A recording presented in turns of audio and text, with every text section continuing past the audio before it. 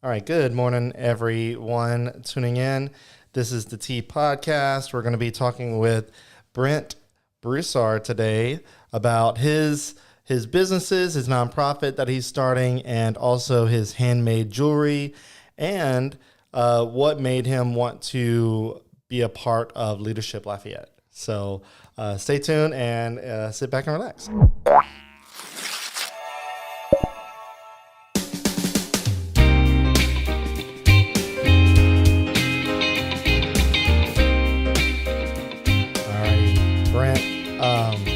How's it going today? Oh, man, it's a good day, man. It's a beautiful day outside, and, I feel great. Yeah, awesome, man. Well, good to have you here. You are a Leadership Lafayette classmate of Yes, LL36, they say. LL36 in the building. Yeah, and they say best class ever. Of course, we are the best class ever. Yeah, that's what we'll say, and we'll believe that for sure. Because everybody seems to say that. Yeah, I think it's a tradition. Every class says it. So yeah. After we're done, the next class will say it. So go ahead and tell us a little bit about you. And are you born and raised here? I mean, with a name like Broussard, it sounds like you are. But just tell us a little bit about you. Yeah, definitely. I am born and raised in Lafayette. Actually grew up on the north side. Okay. Literally in the neighborhood 2 blocks behind Northside High School. So, of course, living in that area, I was destined to go to Northside. Yeah. Graduated in 2000, went to UL for music, media, and criminal justice. Basically just been, trying to do what I feel I need to do here in the city and being some kind of an influence to kids. But I started the Broussard Enterprise Group in 2021, shortly after being in the Accelerate Northside program. And I'll get a little deeper into that later on. But, with that came the formation of my nonprofit, which is a 10-year journey to even get to this point. But the nonprofit is going to be called the Youth Leadership Initiative, basically working with kids ages 10 to 18, teaching them life skills, getting them prepared for whatever they want to do in life post-high school. And, if they want to go to college, I'll, help them get to that. Or they want to go straight into the workforce, let's figure that out too. Yeah. Oh, that's there's a lot there that you definitely said. So great introduction. Yeah. What did you say the name of the nonprofit was again? Youth Leadership Initiative. Youth Leadership Initiative? Yeah. Okay. And you said it's from ages 10 to 18. Yeah, 10 to 18. Originally, I wanted to do 12 to 18, but once I got with Big Brothers Big Sisters this year, as a matter of fact, and started working with a 5th grader, I said, well, I don't want to exclude these kids too, because they do need guidance and they do need a mentor. So I wanted to add some of the younger ones in it as well. And, give them an opportunity to figure out what path they want to go on. Yeah. So what is the core of, I mean, you said children, but like, what is it about children that you want to help inspire and guide? Like why that focus on children and not necessarily, you are focusing on teens, but like the early adulthood area. Yeah, like I truly feel like kids, especially in that age range, literally they're trying to figure out where they want to go and what they want to do. They're starting to think about, okay, well, what do I want to be? Right. Do I want to go to college? Do I want to go into the military? And that's really a critical time in life when you're really trying to figure out where you want to go. So for me, where the journey actually started, it started back in 2012. I was working with the church youth group at the time, and the kids we were working with were 12 to 18. So I mainly worked with a lot of the boys that were in the group and literally helped them go from not knowing where they wanted to go and figuring out, okay, well, if you want to go into, let's say, law enforcement, or if you wanted to get into being an attorney or something like that, I started pairing them up with people that I knew that were law enforcement attorneys and real estate agents, just to get a hands-on feel of it. And then I got a vision from God, like to turn it just from being a youth group to actually building it out for the greater Lafayette community. Yeah. Well, of course, life happens over time, and it slowly just kind of manifested itself into where in 2017, right before my dad passed, we had a conversation about it, and he told me, whenever the time is right, you're going to know it. And when it's right, go ahead, jump in it, and everything is going to fall into place. And even then, I was still kind of skeptical about it. I was like, I've been working at it, and it really hasn't, gone the way I wanted it to. But once I got into Accelerate Northside in the fall of 2021, that's when the light bulb went off, and I was like, you know what?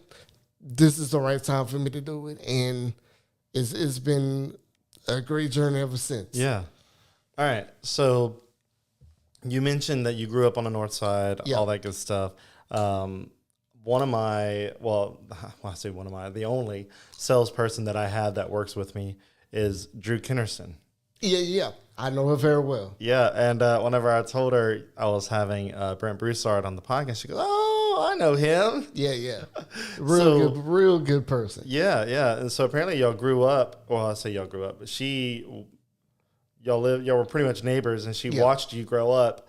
And so it was just neat to see, kind of have that perspective. I'm like, okay, well, now I have a little bit of some kind of connection there. Yeah. As a matter of fact, her mother lived right across the street from my grandmother's house. Wow. Yeah. So she's pretty much watched me grow up. Yeah. So like, both of y'all's grandmothers were neighbors, and then Drew and you were also neighbors. Yeah. That's crazy. Yeah, it's crazy. It wasn't planned like that. Initially it wasn't, but I think whenever my parents decided to build a house in Carrickrow, they bought the property, I think maybe not even half a block down the way from where Drew lives, and they've literally kind of watched me grow up there too. Yeah. So what was life like for you growing up on the north side? I mean, and I say that basically trying to get a timestamp on that particular era, because you said you graduated high school in 2000? Yeah. Okay. So I don't know at what point or what stage the Northgate Mall was at that point. Well, I can tell you back then in the 80s and 90s and even early 2000s, like the Northgate Mall was the place to go on the north side, because, you still had Stage, JCPenney was still in the mall at one point, Service Merchandise. Montgomery Ward had bailed out a long time ago, right? I want to say Montgomery Ward bailed out in, I think, 97 or 98. Okay, so not too far. Right around like my junior and senior year in high school. And then Service Merchandise left not too long after that. So it was, you see all of these stores that are popping in the mall. You had the great restaurants. It was literally the place to go. And then it slowly dwindled off to what it is now, to where there's only a handful of stores. And it's like, it's almost like a little desert in the mall. I mean, because it's that aspect. And then when you look at stores like Albertsons that used to be there too, and when DC used to be on the north side and those leaving, that leaves a food desert now. And now people on the north side only have Super One to go get food from. Or now they can go to Aldi, but it's like most people still are not comfortable going there when they've been going to Super One for 20, almost 30 years now. Yeah. So it's been a shift watching the Northgate Mall turn into what it is now and seeing several other businesses leave to where it's literally almost a third world country in a sense. Yeah. So I guess where I was going with kind of framing this up is, what was life like for you growing up on the north side before I moved here? Because I moved here in 2010. So I moved here pretty much when Northside was had already started being at its quote unquote worst. Well, I think about 2007 was when it really started. But growing up for me, like, we used to go everywhere. Like, my grandmother lives literally across the street from the King Center on Cora Street. My mom used to be the principal at Truman. Well, what used to be Truman Elementary back then. Now it's Truman Montessori, and they're about to move into a new school on Willow Street. Yeah. So that whole area, plus, of course, living behind Northside High, you see everything you kind of, get used to being on the north side. And, of course, there is the segregation that you hear about, and it's like, I don't really see too much. And I didn't really notice just how deep the segregation was until I got to high school and noticed when Northside and SCM would play football and basketball games, there had to be extra security because there would be fights that would happen or something would happen at either one of those games on either one of those campuses. Of course, that's when you really see, okay, there's really a divide in Lafayette. And, I still kind of feel there's still a big separation. But now, with us coming up, it's like we're trying to kind of bridge the gap in a sense. But a lot of the older folks still hold on to those old ideologies, and they still look down on people on the north side. Yeah. No, I definitely still see comments and conversations when anytime I post about something on the north side, or vice versa, the south side. And even now with Southside High, being around, you see it even more because now it's a real north side versus south side rivalry. Yeah. And, people on the south side are mad because Northside High is starting to get funding to refurbish the school. It needs it. And, as somebody that went and graduated from Northside, we literally sat in classrooms where there was no air conditioning or the air conditioning was continuously leaking on a daily basis, year round. The furnaces never worked in the winter.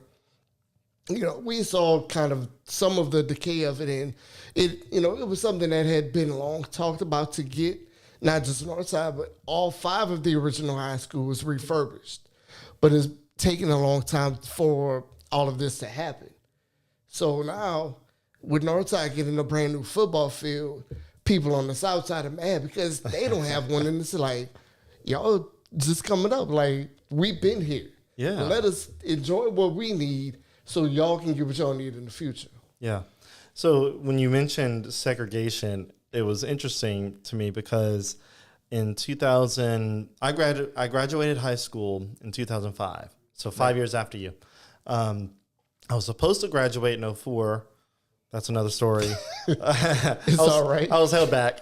And in 2004, that was my junior year, I remember conversations starting in Evangeline Parish. That's where I'm originally from. And talking about I don't know if it was desegregation. Yeah, it was or desegregation. But they were talking about it in a weird way to try to not bring up something like that. But that's a lot of the words that I kept hearing. So in the country where I grew up, there was 2 schools that were pretty much rivalries. So essentially, you have North Side, South Side. Essentially, before South Side was there, it was another school. Yeah, but, maybe STM or whatever. Yeah, it was always STM for us. Yeah. So for us, I went to Bayou Chico High School. Okay. Near Chico State Park in Evangeline Parish. Yeah, I've heard of it. And then there's also Pine Prairie High School. Okay. About maybe 5-7 miles away from Bayou Chico. So similar distance as these 2 schools in Lafayette. Well, Bayou Chico, the school that I went to, was a good about 50-50 white and black. And I didn't know anything else. Yeah. And then in my junior year, whenever the school board was talking about desegregating, I'm like, what are you talking about? Like, why do we need this? Even what is this? Like, I didn't realize it. Here, it was, and I can say Northside is and has been predominantly black for the better part of 25, maybe 30 years now. Because even when I was at Northside, it was still, I'm going to say like a good 60-40. Okay. But then by the time I graduated, it was 100%, or maybe even 85-15 at that point. But now it's 100% black. And Northside has always gotten a bad rap in the last couple of years because of the fact that so many fights would happen, back in the days, to where people look at Northside as the thug school. And they, a lot of people on the South Side even called it that at one point. And I look at it as one that's the meaning to those of us that have graduated, because there's been great people that have come out of Northside, like Ron Guidry, one of the greatest Hall of Fame baseball players. Cupid went to Northside. Daniel Cormier, Dustin Poirier, two of the best MMA fighters. Right. Like, there's a legacy of greatness that has come out of that school, but there's still that stigma of it being on the North Side and it's predominantly black. But even with the desegregation, that actually started here in '99, my senior year of high school, because the school board had an influx of black principals, my mom being one of them, and there was talks even then of taking them out of the black schools that they were at and putting them at white schools. So I think in 2000, there was actually a lawsuit that happened with the school board, and they ended up moving my mom and several of her friends that were all black principals at all of these different black schools in the city, and moved them to predominantly white schools. Wow. And just seeing that happen in 2000, when you would think segregation wouldn't even be existing, it really showed that it still was prevalent. Yeah. I mean, so that's what I was saying with Baishiko being about 50-50, and then Pine Prairie being literally probably 97-3. Yeah. White to black. There was about there was a small family of black people that went to that school, and they were not even really that black. Yeah. They were very, very, very light skinned, and they talked very preppy because they were around all white people. Yeah. And when that discussion happened of desegregating the schools, and basically what that meant was Ville Platte, Baishiko, Vidrine, Pine Prairie, we all had to change our positions. So I had to go from Baishiko in my junior year. I had to transfer to Pine Prairie in my senior year. Wow. And then Ville Platte, Ville Platte's about 15 miles away from Baishiko and Pine Prairie.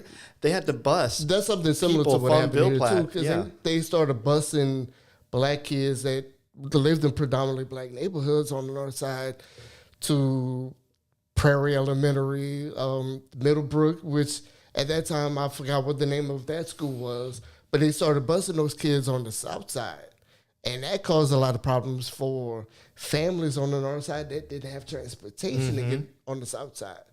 But the school board wasn't worried about that at that time. They were just trying to fix everything. And then later on, the school of choice program came about to where, you can pick whatever school you wanted to go to.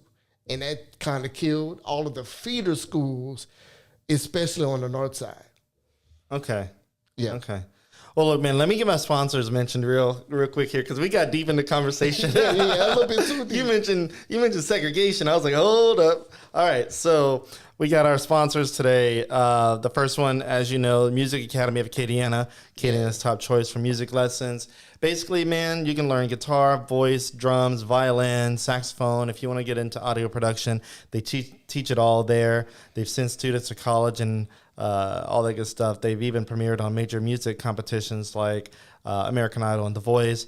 It's founded locally by Tim Benson, who is a UL Lafayette Music School graduate. They've won national recognition and are consistently voted as a top school, music school since 2016. You can check them out at their website, musicacademyacadiana.com. You can see it on your screen too. Their goal is to make music lessons fun, educational, and to help foster the next generation of musicians and creative thinkers. And then our next sponsor, Chase Group Construction. Chase Group takes the lead and becomes your one point of contact for the entire design build process. So if you're looking to build a new space for your business or to expand or renovate a space, Chase Group has you there. They have a diverse portfolio of projects that range from medical centers to popular restaurants like Fat Pat's. And then they also have built many multi-unit shopping center developments. You can check their website out at the Chase Group, or not the chasegroupconstruction.com. I'll put up the logo late. But yeah, you can see it on your screen, chasegroupconstruction.com. Check them out. And if you need any advice or tips of how to reach out to them and how to get started, you can definitely reach out to us and we can help guide you if you need that type of assistance. And we appreciate our sponsors. All right, so back to the conversation at hand here. Yeah. All right, so you're starting a nonprofit that helps kids from 10 to 18, and I'm assuming because of your background and being in an area that is relatively overlooked, you probably overlooked and very underfunded. There you go. Honest. Look, and I'm a I don't want to say a cheerleader, but I'm a advocate for the government or whoever needs to step in, local businesses, developers to focus on the North Side. Yeah. Every time I write about something, I try my best to look for the things that are happening on the North Side to highlight the North Side more, because let me tell you, there's a lot happening on the South Side. There's too much happening on the South Side. And I mean, just in the last 10 years to see how much the South Side has grown, and it's like, okay, so y'all doing all of this, and y'all building all these different places, and don't get me wrong, it's necessary, but then why y'all not utilizing some of the space on the North Side? Right. For a good example, Top Golf. Like, I truly believe Top Golf could have been at the old Acadian Hills Country Club. Oh, right. That's right off of I-49. That was a prime location for it. But yeah, they're putting it by Costco. Dude, another prime location where there was supposed to be a new Super One off of I-10 and Louisiana Avenue. Well, that land I think is available now, or could be for sale. I think that space went back up for sale. Yeah, so they could have gone there. A great spot, and it's a great visibility. I mean, even the one you mentioned is great visibility with the I-10 I-49 corridor there. Yeah. I'm a little confused on the positioning of how Lafayette is built altogether. Lafayette is built in such a weird way. There's several things that I question. Like, when they designed Pinhook, did they mean to really design it as skinny as it is? Man, you know how everything was designed back in the day. It was horse trails. Yeah, that's part of it. So I mean, you can only widen as much, and really you'd have to take out some buildings and trees to widen Pinhook, and I don't know if. And that's another big thing too, especially with them trying to extend I-49 from, I think, Willow Street all the way back down to the airport. Mm-hmm. It's like they've been talking about this for 20 years, but you have all of these businesses and homes that are all along that stretch. How are you going to widen that out to make it 4 or 6 lanes without taking out some of these businesses and homes? Hey, I know. They figured out some stuff. Apparently they That's did. why you have civil engineers. They over there doing some math. Something out to where it's actually going to be, I guess, worked on in the next 2 years. But I don't know. It's still like, what are you going to do with these people? The future I-49 corridor has been coming since forever. I think they started talking about it back when I was in high school. Man, so it's been that long. Whenever I moved here, I saw the future I-49 corridor signs, and I'm like, all right, man, this is going to be happening soon. No, 10 years later, 13 years later, I'm like, it's still, oh, yeah. Okay. And what's crazy is, I don't mean to get a little dark here, but I had a follower of mine who was in his 70s, or late 70s. He was getting old, and he recently passed away. But I remember posting about the I-49 connector being talked about and how it seemed like it was about to happen. Yeah. And I remember him commenting saying he's going to be dead before he'll ever see this come through fruition. And sadly enough, poor guy, man. He'll never see it. And you know what? Let's be honest. You and I will probably never see it. At the rate that it's been going, I'll probably be in my 70s by the time they actually we'll be in our 70s. Thank God. Like, I'll be damned. They finally got this going. All right. So I wanted to talk a little bit more about your nonprofit, because that was kind of the lead up here. And I know that was a long way around. If we would have had a loop, maybe we would have gotten there faster. Exactly. And I think that's another thing that they're talking about building, but I don't know how that would happen either. I know we need a loop, but let's not get on that soapbox. Yeah, that's too deep of a subject for another day. Another day in class. Yeah, another day in class. Hey, you hear that, Katrina? All right, so the nonprofit helps kids from 10 to 18. And are the kids, is there a focus on white, black, or is it any kids? What does that look like? Where does your target look like? Truthfully, my target is any kid that's in the city. I'm not necessarily looking to target just to black kids, because then that would make me look like, oh, he doesn't want to, talk to the Asian kids or the white kids or anybody else. I really want to open it up to everybody, so everybody has an opportunity to get some knowledge and really get some understanding of where they want to go and how they can go about getting it. Of course, the core of it is going to be the North Side, because that's like my number one passion. Yeah. That's where I grew up. That's pretty much where I still live at this point. So, that is going to be the core of it, but I do want to open it up to everybody so that, like I said, everybody can have an opportunity to, figure out where they want to go and, be successful wherever they want to go. Okay. And so are you going to focus on like financial literacy and all that good stuff? Two of the biggest things that I really want to focus on, especially for our young black and brown kids, is financial literacy.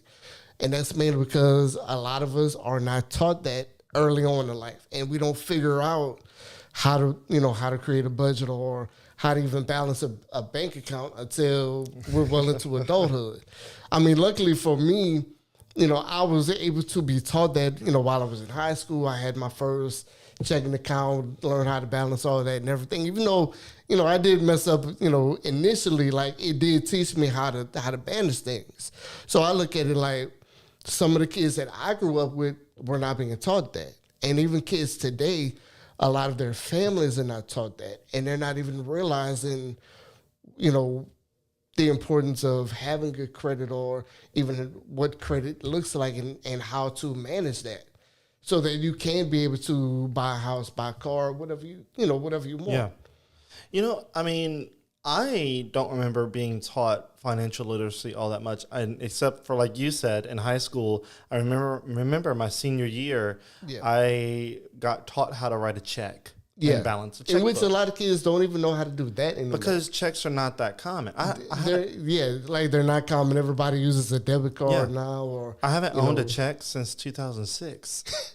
I'll make you laugh. The last time I wrote a check was last month for when I had to pay my dues for the 100 Black Men. Oh, okay. And that was the first time I had written a check in probably 15 years. It's been a while. Yeah. I was sitting there like, wait, so how do I do this? Yeah. you lost all that financial literacy. It was right like, there. oh, damn, how do I do it? Okay. Yeah, I think, so we bought a house, and I had to write a check, because you have to have depending on your case, you have to have a deposit or upfront, the down payment. The down payment, yes. Yeah. Couldn't think of the word.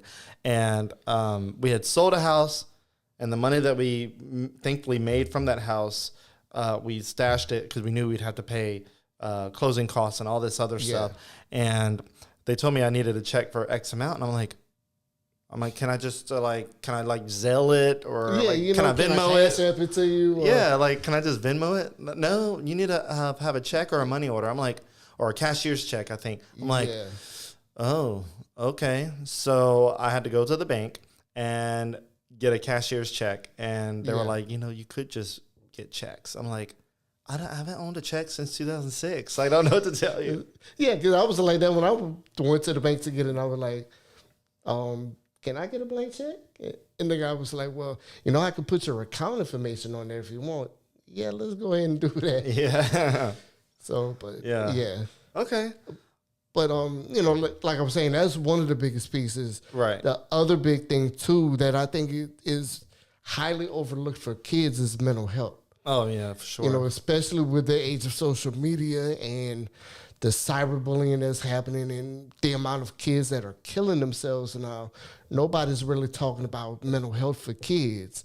So, I'm still kind of developing a program to where I can bring in some licensed counselors that I know to come and talk to kids about mental health and how to deal with certain things, like how to deal with anger or depression and stress and anxiety that they're feeling. because with social media, they're looking at all of these different things, and it's bringing, and not just the anxiety of it, it's bringing almost a fear of, I will never amount to this if I don't look like this. And, it's kind of that same pressure for adults as well. But it's even on a deeper level for kids, because they're seeing other kids that look a certain way. They're seeing, some of their favorite rappers or singers look a certain way. And now they want to emulate that more than what we did when we were that age. It's kind of like whenever we were younger and we would get magazines from the bookstore, the grocery store, and we would see, images of people dressed up with, rappers with chains and nice cars and women, and you got your boxers and your wrestlers looking all fancy, and you're like, everybody was all flashy. They got their designer clothes on, and it's like, okay, well, and you thought you had to be that, to be something, but not realizing that most of these entertainers and even some athletes go broke within 5 years. Yeah. It's a crazy time. I mean, social media is essentially a hyper version of what magazines were for us when we were younger. And you're constantly being fed new content all the time. Like with a matter of seconds, you can see 3 or 4 different, maybe even 10 different versions of content, especially with TikTok, that really distort reality for people. So I appreciate that you're going to be focusing on mental health for children, because that's a hard one. Like my little boy, he's 6 and he sees stuff on YouTube and he's like, man, I want to train to be a YouTuber.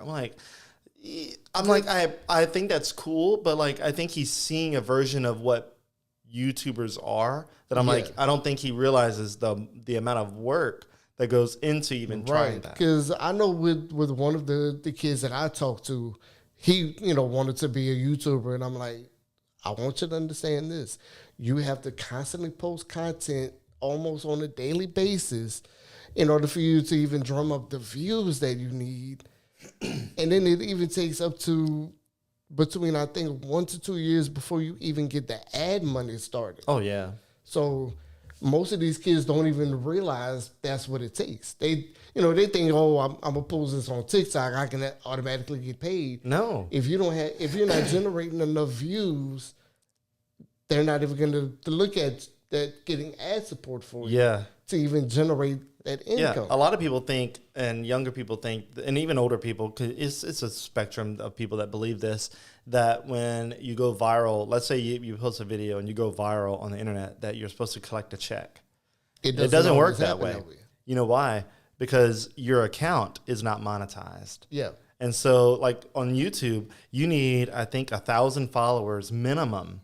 And then like 4,000 hours of watch time. Like people have had to watch your content for 4,000 hours before you can even get remotely monetized for it. And it's even like that on Facebook, I think, too. Yeah. Well, thankfully, Developing Lafayette's doing good enough to where we're monetized on Facebook. Right. But still, it's not that much money. I can't retire off of it. No. Like some of these YouTubers make millions of dollars a year. Did you know that? Yeah, because I think I saw one time a kid made like 20-something million one year. That might be the same kid I'm thinking about. He has a Nickelodeon show now too. Yeah. But he would basically, his mom and dad would film him opening up toys and playing with them. Yeah, that was it. It might be Ryan's World or something. I forgot his name, but I think it's the same kid. Yeah, I mean, I want to say one of the articles I read, his family was making like either between $14 and $17 million a year. Yeah. I want to see $1 million in 5 years. Give me that. I would love to see that within my lifetime myself. Right. Like, I mean, just to even fathom that much money in 1 year. Yeah. I mean, most people in Louisiana, most people in the world make less than $100,000 a year. Yeah. And it used to be in the 90s, $100,000 was a lot of money. And now you're almost on poverty level still. Yeah, in a sense. Yeah, I mean, especially if you live in the city and with the property and all that stuff. But, and the way inflation is going up, I know. The way it is. So going back to that, and I appreciate what you're doing with kids and the education factor that behind that. So when are you launching that nonprofit? Like, what's the stage at for that? Right now, I'm in the funding stage for it, so I'm looking for grants, and I'm actually looking into starting to write grants myself so that I can try to get the funding pieces that I need to be able to put some of these things in place. Because I also want to bring back, back in the day, there used to be teen summits where different guest speakers would come in, and there was an educational piece behind it. But there was also something fun that you did too. And I think that's something that's been missing in Lafayette for maybe 20 or 25 years. I think the last one that I remember taking, the youth group that I worked with initially, I think the last one we went to might have been in 2010, and there hasn't been anything since.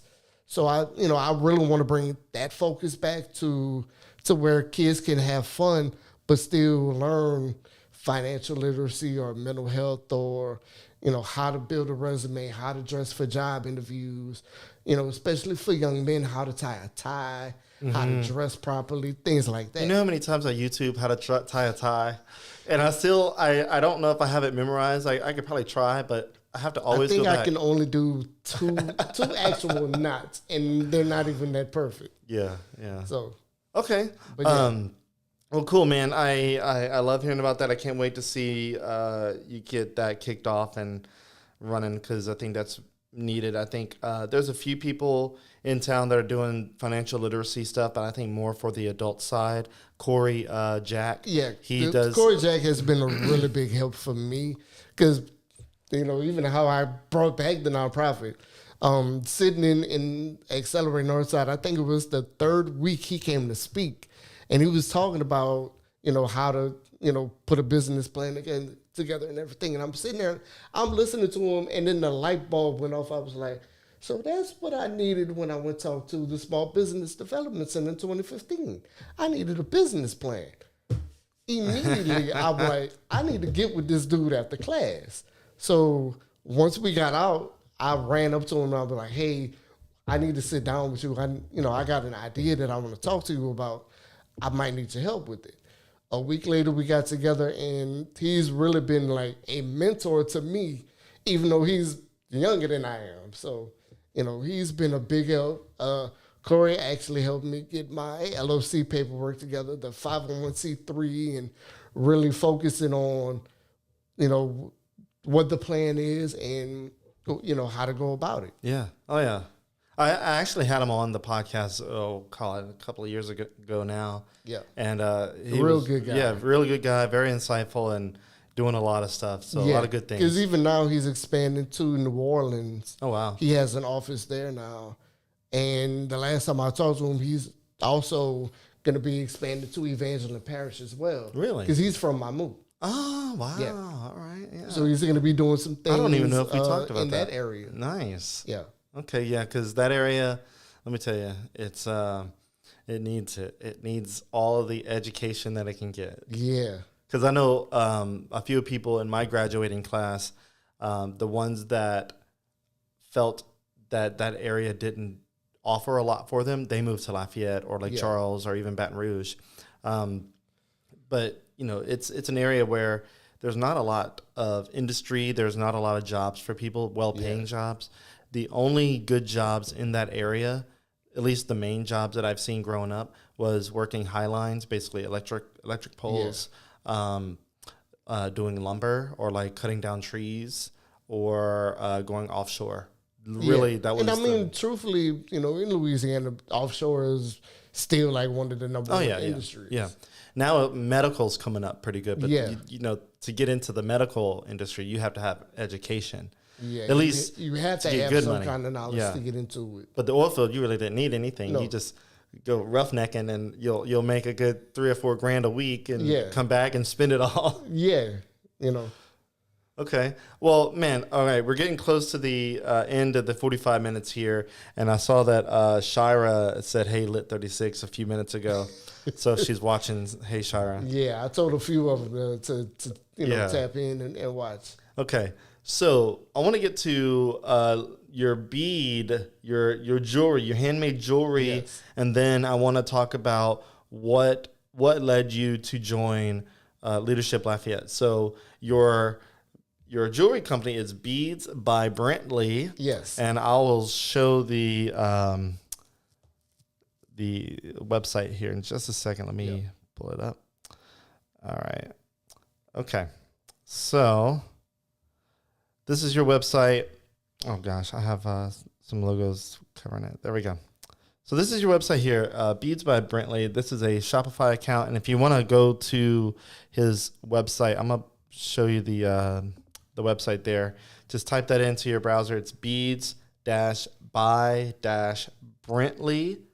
That's Brentley, BRENTLEY .myshopify.com. Just if you're listening, I'm sorry. I probably didn't do a good job on giving you that domain, but you can go to our YouTube channel or Facebook and you can see the website and screenshot there. Okay. So tell me a little bit about why you started making handmade jewelry. Like, what possessed you to do that? Well, I'm not even going to say what possessed me to do it. For the better part of almost 3 years now, I've been in, doing my own personal therapy. Yeah. And one day, myself and my therapist, we were in a session, we were talking about patience because I have a tendency to be impatient at times. And I was noticing these bracelets that he was wearing that day. And, I just kind of casually mentioned, hey, Doc, I like the bracelets I'm wearing. Where did you get them from? Because I was thinking of, possibly finding them and getting them myself. And he was like, okay, you know what? We've been talking about patience all day. I have an assignment for you. All right, Doc, well, yeah, what was that? What do you want me to do? Do you want me to meditate? He was like, no, I want you to actually figure out how to make your own bracelets. And I'm like, all right. Like, I literally said that for a few seconds. I'm like, how the hell you want me to do this? Like, I've never done this before. And he was like, yeah, when you leave here, I want you to go to Hobby Lobby, and I want you to find the materials to make your own. And when you come back next week, I expect you to have one for me. I'm like, okay, you really challenged me to do this. All right, cool. Left the session, went to Hobby Lobby, got a bunch of string, started off with some wood beads first, because I said, I don't want to get the gemstones just yet. Let me try it out with these. And then I happened to go over to Michael's, and I'm like, let me see what they have there. And I saw all of these different gemstone beads, and I'm like, wait, that looks like what he had on. Let me grab these too, just to try to figure things out. Went home that night, started kind of playing around, putting them together, and I'm like, okay, I can kind of see why he wanted me to do this, because this is a way to calm me down and really teach me about being patient. So initially, it took me like 30 minutes to put a bracelet together and then try to figure out how to tie it off. Once I figured that out, then I was like, let me see if there's a way that I can cut this down to maybe 10 or 5 minutes. Kept going, and literally I made 5 different bracelets in that first night, and I was like, okay, so I feel great. I see why he wanted me to do this. I can maybe do something with this. Still wasn't really thinking like, okay, this could turn into a business. But then, I put on 2 tiger eye bracelets myself, started wearing them. Then, Shira started seeing them, and she was like, hey, can you make me one? And I was like, I already got some for you. Gave it to her, and then other people slowly started asking about it, and I'm like, okay, now this is kind of turning into something. Went back to therapy the next week, brought him 2 tiger eye bracelets that I made. He was like, okay, so how do you feel about it? I said, I feel great. He was like, good. This is something that, you should be able to do every week. And, maybe it might turn into something for you. And I'm like, okay, cool, whatever. So it also became a stress reliever for me too, because if I was stressed out doing anything or just, normal daily stresses, I would go home and, whip up like 1 or 2 bracelets right quick. Yeah. And then slowly over time, people started asking me about it, and they were like, hey, where did you get that from? Who made it for you? And when I said that I made it, they were like, well, can you do one for me too? Like, can you get this gemstone, and can you get this? And I'm like, oh, okay. Well, let me do some research on these gemstones to really see why these people need them. Yeah. And what happened was I ended up going to a store in the Norgate Mall called Earthfound, where they have literally a display full of gemstones, and they had all of the little meanings and everything for them. And I started talking to the owner and kind of told her what I was doing and, you know, what I was thinking about doing with it. And she'd be like, well, if you're going to maybe turn this into a business, why not educate them on these different properties that these gemstones have? Because like tiger eyes are really good for focus, balance, and prosperity. Me, you know, being an entrepreneur, prosperity is one of the biggest things that I want. But also, you know, I do need something to focus. And then, you know, learning about there's some for depression, anxiety, and all of these different things that people go through on a daily basis. I then said, well, I need to kind of turn this into a business, not just to educate people about these gemstones, but to give them something that can help them go through whatever they're going through. They can wear them on a daily basis and really give them something, you know, to make them feel good. Yeah. And it slowly turned into a business. Really like put my Facebook page up, I think the summer of 2021. And then, like I said, in the fall of 2021, my initial idea for going to Accelerate Northside was to build Beats by Brentley. But sitting in that third week, that's when the nonprofit idea came by, and I was like, well, how can I manage both of these at the same time? Right. And that's when I formed the Broussard Enterprise Group. Okay. As, you know, more as a managing firm for both of these, but now it's kind of exploded to where other entrepreneurs are looking at me as kind of a, I guess you could say a liaison maybe, or maybe a mentor for them to help them get their businesses started as well. So I've actually helped like 4 or 5 entrepreneurs get into Accelerate Northside, and now their businesses are flourishing. Oh, that's awesome. Yeah. Who did you help get in? The one of them is a girl named Josino. She has a juicing business. I want to say it's called Rich. Is it Rich Juice? No, not Rich Juices. And Juice Me is the name of it. Okay. Originally, the name she had was Juices by Joe. Okay, yeah. But she ended up changing the name, and now she's basically exploded to where she's selling the juices not just out of her home like she used to, but she's also selling them in Ami's groceries. And I think she just started at Fightingville Fresh too. It's a little fresh market, I think, on Tuesdays from 3 to 5. She sells them there as well. That's awesome. Yeah. Yeah. So the beads are therapy essentially for you. Yeah, it's more of a therapeutic tool for, you know, whatever you need. But it's become a business. Yeah. Added into your portfolio. That's awesome. Yeah. And so I was looking at some of the products that you have on your website. So everything I see is $25 for each bracelet. Yeah. You have an African opal, an African turquoise, amber, amethyst, all the it looks like the birthstones. Yeah, pretty much it's a lot of birthstones and a lot of different gemstones that people have never even realized have been out here. And one of the things that I found really interesting about it is a lot of our ancestors wore these gemstones and even used some of these gemstones in buildings. So it's like, you know, learning about the history of a lot of these too.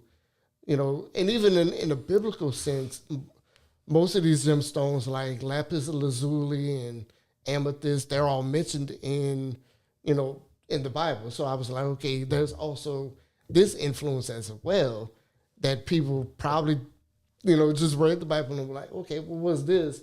But they've never seen it or never even understood what it was. Right. Yeah. Yeah. It's cool stuff, man. I like them. And you made one for the class as well. Yeah, I'm still working on it. I've gotten a few responses. I'm waiting on others from everybody in the class so that I can actually lock one down and, you know, be able to have one probably at the next session in June. Yeah. I mean, I don't know if I responded to it, but I mean, I'd be down to get one. And I think I saw a few people said that they'd be down. Yeah. Because it has LL36 on it. Yeah. Like, you know, I'm still kind of working on it to really figure out what stones I really want to use and how I want to put it together. But I definitely want to tie in LL36 in there And of course, Amber is one of the good ones for, igniting your fire and your passion. All right. So, man. I was like, let me kind of throw that in there, which ties into Lit 36 as well. Awesome. Well, I'm looking forward to that. You got about, 3-4 weeks left for our next session? Yeah, about 3 weeks. Yeah. So time's a ticking there. Yeah, it's ticking, but I'm working on it. Yeah, you're doing good. Yeah. All right. So, which leads me to the next phase, and then we'll close out. What made you, or what led you to apply for Leadership Lafayette? Like, did somebody nominate you, or did somebody say, hey, you should try this, or was it something that you saw a lot of people doing? Initially, it was, I know people that were in both class 34 and 35. Like Kevin Guillory, who works here in the Lead Center, he was in 35. Kelsey Sanders, who has Eat, Fuel, Flourish, she does meal preps and catering. She was in 35 as well. So I kind of knew people that went through the program. And of course, also in my family, my sister went through it. So we were kind of talking about it last year, and she was like, I think you really need to do this. This is going to help you. It's going to help your confidence, and, it'll help you get your name out there more. And I'm like, I'm kind of an introverted extrovert in a sense. So I'm like, do I really want to put myself all the way out there? But then at the same time, being an entrepreneur and knowing that I want to build a nonprofit, the only way I can really build it the way I want it to be built is I have to step out and put myself out there. So I said, well, all of these other people I know went through it. They had great experiences. I think this might be a good thing for me to do. And I applied. Initially, I didn't think I was gonna get in. Right. But I got the call from Katrina. I was like, oh, shit, this is real. So it was like, all right, let me mount up and get ready for it. Yeah. And it was similar story for me. I've been seeing a lot of people over the years go in it. And I'm kind of like you. I'm introverted, but also extroverted. I can be extroverted if I need to be. It's almost like a gear shift. It's like, you can turn it on and off whenever. My wife thinks I'm crazy. She's like, no, you're an extrovert. I'm like, no, I really don't want to be around people half the time. And I don't mind being around people, but there's days where I'm like, I really just want to be by myself, chilling. Well, that's what I mean. It's not that I don't want to be around people. It's just, I guess I don't want to be put in a position where it would be awkward. Yeah, essentially. And another big thing for me too, like a lot of times when I would go to places, I would only talk to the people that I knew and never wanted to work the room. But now you're being forced to work the room. Being an entrepreneur, an entrepreneur, I'm kind of being forced into getting into these rooms and conversations with other people that I never thought I would ever meet. And most of the people that I've met in the last 2 years have all come out of people that I met during Accelerate Northside. Oh, wow. Like Corey Jack. Charles Edwards is another one. I kind of knew Charles before, but actually going through Accelerate Northside, I've gotten to really know his story of how he built One Telemed, and he's also become a mentor of mine as well. But also meeting people like Katrina and everybody that we have in class, it's like everybody brings a different skill set to the table that we all can benefit from in some kind of way. So that definitely is helping push my confidence out. So now I've joined the 705, which Alicia is going to be the president-elect in the next year. I've also joined the 100 Black Men, which is a phenomenal organization that does a lot of work with mentoring kids, which that's going to help me. That's right up your alley, yeah. Right on my alley, and it's going to help me really build, the nonprofit. And even meeting some of these guys in that space, it's like now I have a network of people that I can call on to talk to get some of the things that I need done to actually get it done. Whereas before, I didn't have that network. Yeah, man, I love it. Yeah. I think all of us share a very similar reason for joining. We want to broaden our horizon to some degree. And, also kind of get the inside knowledge that you heard from other people that went through it. And it's like, oh, so now I see why they didn't tell us about SimSock. It's like, No, you got to experience that on your own. Yeah, because if they would have told us, then it kind of would have ruined it a little bit. Yeah, because let me let's. Okay, I was about to get into. I was about to start mentioning stuff. Let me cut that off.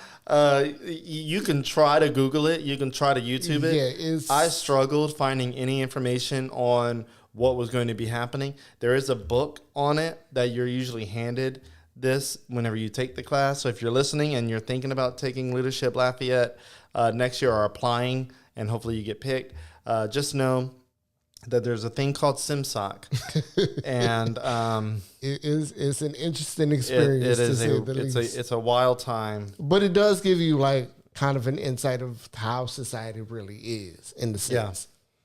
Yeah. And if you're listening, SimSoc stands for Simulated Society. So just take that information for what you want and go from there. But yeah, man. So to kind of finish it out. What do you hope, beyond what you've already said, what do you hope to see out of Leadership Lafayette at the end of the year and we graduate, all that good stuff? You know that's coming. So what do you hope to have learned or gained from this? Definitely not just the knowledge of, how the government works and everything. Because, our trip to the state capitol was interesting in itself last week. But also to, continue to foster these relationships with these other 32 people that we're in class with and really utilizing them as, pieces of our network. Already Diogo has introduced me to several people that he thinks that might be beneficial to me. And I'm like, okay, I can see, how this is going to work. I've already kind of talked to Karen about doing stuff with her and what she's doing with her tutoring initiative that she's been doing. And, just continuing to foster these relationships and continuing to work with each other. Yeah. See, and that's why I like doing what I'm doing right now. Yeah. First of all, going back real quick, so this is doing the podcast is kind of my way of getting out of my comfort zone and talking to people that I would have never met before leadership, because I didn't know if I would ever get into leadership. I always thought Leadership Lafayette was for the elite of Lafayette. That's what I thought too, until I'm seeing Kevin and Kelsey, another friend of mine, Brandon people Foster, that are relatable, yes.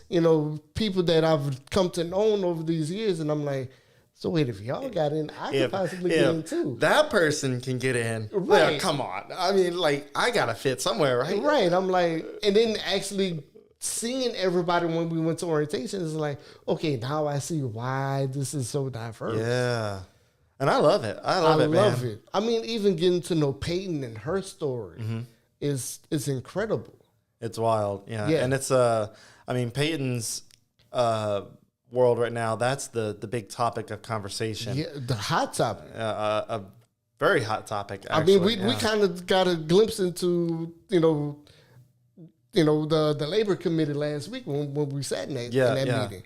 And for those that are listening and watching, if you don't know what we're talking about a classmate who happens to be a trans woman. Yes. So a lot of conversations around that. I won't go into any sort of detail there because we don't want to upset anybody. We're not trying to push anything here one way or the other.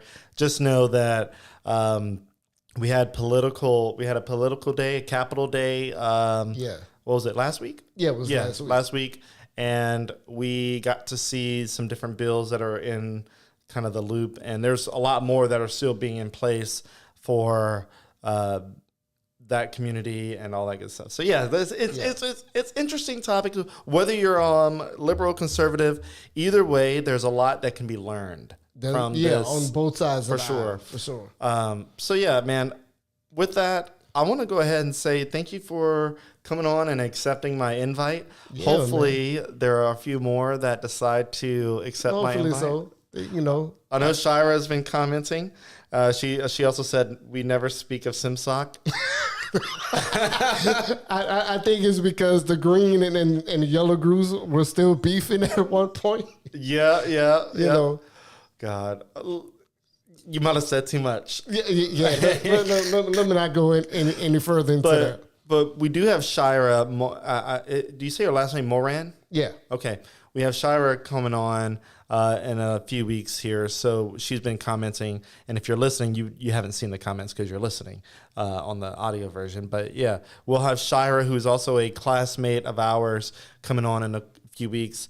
We'll get her story, kind of what led up to her coming on to the podcast and going into Leadership Lafayette and what she's experiencing. Same with kind of what we got out of Brent today. So with that, Brent, thank you for coming on and talking with me and getting into some conversations that I wasn't expecting to get into. Yes, but it did get a little deep at the beginning, but I appreciated being here, Ben. Yeah, man. Well, good great. luck with everything. Good luck with your beads by Brentley and your nonprofit that you're starting. And I hope to see you do good stuff. I'm trying to do it as much as I can, man. Hey, man, we have a short life. We have to do as much as we can, right? Oh, yeah. Yeah.